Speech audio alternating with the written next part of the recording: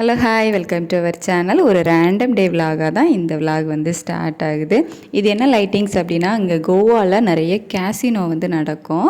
இது வந்து போட்டில் நடக்கிற கேசினோஸ். அதுக்கு தான் நைட் ஆனால் நல்லா சாங்கெல்லாம் போட்டு செம்மையாக வந்து வைப் பண்ணிகிட்டு இருப்பாங்க. ஸோ அங்கே வச்சுருந்த அந்த லைட்டிங் தான் அது. நாங்கள் அந்த பாதையாக எங்கே போனோம் அப்படின்னா மப்சா போயிருந்தோம். கோவாவில் மப்சா அப்படிங்கிற பிளேஸில் வந்துட்டு இந்த மாதிரி நிறைய வெஜிடபிள்ஸ் வச்சுருப்பாங்க. நம்ம ஊர்லலாம் கூறு வச்சுருப்பாங்கல்ல, மார்க்கெட் போடுவாங்கல்ல இங்கே. ஸோ அந்த மாதிரி அங்கே வந்துட்டு இந்த மாதிரி நிறைய நமக்கு வெஜிடபிள்ஸ் கிடைக்கும். அதுக்காக தான் நாங்களுமே போயிருந்தோம். இது ஒவ்வொரு கூறுமே 20 ரூபான்னு வச்சுருந்தாங்க.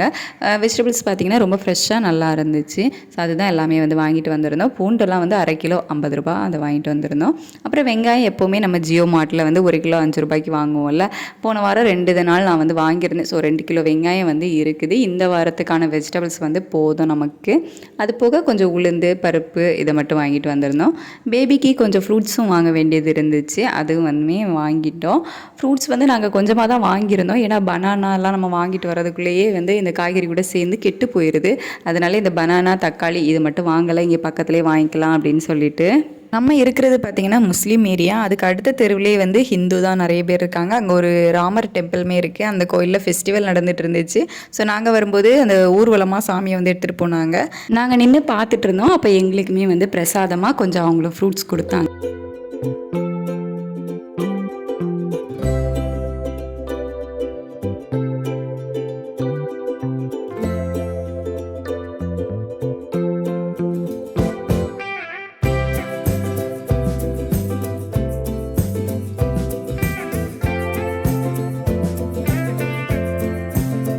நம்மளோட ஷாப்பிங் எப்போவுமே பட்ஜெட் ஷாப்பிங்காக தான் இருக்கும். ஏன்னா நமக்கு ரெண்டே வந்து ரொம்ப அதிகமாக போகிறதுனால மற்ற செலவுகளை குறைச்சிப்போம்.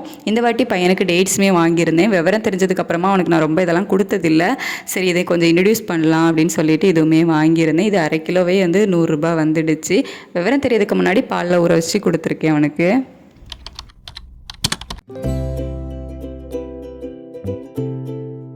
காலையில் எந்திரிச்சதுமே முதல்ல வரக்கூடிய இடம் வந்து கிச்சன் தான். ஆஸ் யூஷுவல் கல்யாணம் ஆன எல்லாருக்குமே இதுதான் வந்து தலையெழுத்து. ஸோ நானும் அதை மாதிரி காலையில் எந்திரிச்சதுமே வந்து கிச்சனுக்கு வந்தாச்சு. காய்கறியெல்லாம் வாங்கிட்டு வந்திருக்கோம்ல, ஸோ சாம்பார் வைக்கலாம் அப்படிங்கிறது தான் வந்து பிளான்.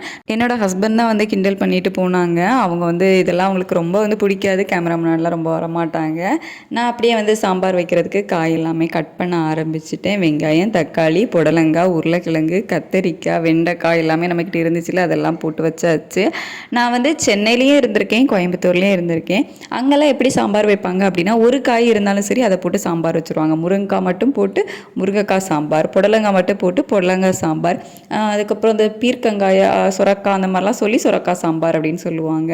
பட் கன்னியாகுமரி சைடு வந்து பார்த்திங்க அப்படின்னா நாங்கள் மொத்தத்திலே வந்து காய்கறி சாம்பார் அப்படின்னு தான் சொல்லுவோம். ஏன்னா நிறைய காய்கறி சேர்த்து தான் நாங்கள் சாம்பார் வைப்போம். அந்த மாதிரி தான் நானும் இன்றைக்கி நிறைய காய்கறியை பார்த்ததுமே சாம்பார் வைக்க ஆரம்பித்தாச்சு. இன்னொன்று என்னென்னு கேட்டிங்கன்னா அவியல், காய்கறி அவியல். ஸோ இந்த ரெண்டும் தான். காய்கறிகள் இருந்துருச்சு அப்படின்னாலே ஒன்றில் சாம்பார் வைக்கணும், இல்லை அவியல் வைக்கணும், இந்த மாதிரி தான். ஸோ அவியலுக்கு வந்துட்டு வாழைக்காய்லாம் வேணும். ஸோ வாழைக்காய் இல்லைல்ல, அதனால் நான் அன்றைக்கி சாம்பாருக்கு வந்து போயிட்டேன். குக்கர் வந்து எனக்கு ரிப்பேர் ஆகிடுச்சு. அதாவது மேலே அந்த வால் வந்து போயிடுச்சு. அதுக்கப்புறம் என்ன வால் மாற்றலை, ஒரு டைம் மாற்றிட்டு வந்தோம். அடிக்கடி குக்கரில் கேக் செஞ்சுட்டு இருந்தோம் அப்படின்னா அந்த வால்வு போயிடுமா என்னன்னு தெரில. எனக்கு வந்து அப்படி தான் வந்து போயிடுச்சு. மாற்றி 1 மாதம் கூட அது வந்து வரல, அதுக்குள்ளேயே வந்து அந்த வால்வு போயிடுச்சு. அது மாற்றாமலே இருக்குது. அதனால் நம்ம இன்றைக்கி நார்மலாகவே பருப்பை வந்து வேக வச்சிட்டோம். நார்மலாக வேக வச்சா ரொம்ப நேரம் ஆகும் அப்படின்னு சொல்லிட்டு விடியகாலம் 3 மணிக்கு அலாரம் வச்சு எந்திரிச்சு வந்து இந்த பருப்பை ஊற வச்சுட்டு போனேன். அதனால் கொஞ்சம் ஈஸியாக இருந்துச்சு. இப்போல்லாம் நான் வந்து இங்கே கடலெண்ணெய் தான் யூஸ் பண்ணுறேன்.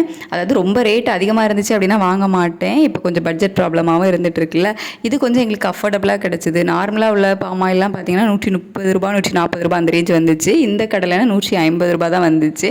ஸோ இந்த பிராண்டில் தான் இப்போதைக்கு வாங்கி யூஸ் பண்ணிகிட்ருக்கோம். நல்லாவே இருக்குது. கடாயில் ஆயில் விட்டு கடுகு தளிச்சிட்டு நம்ம கட் பண்ணி வச்சுருக்க வெஜிடபிள்ஸையும் சேர்த்து கொஞ்சம் வதக்கிக்கலாம்.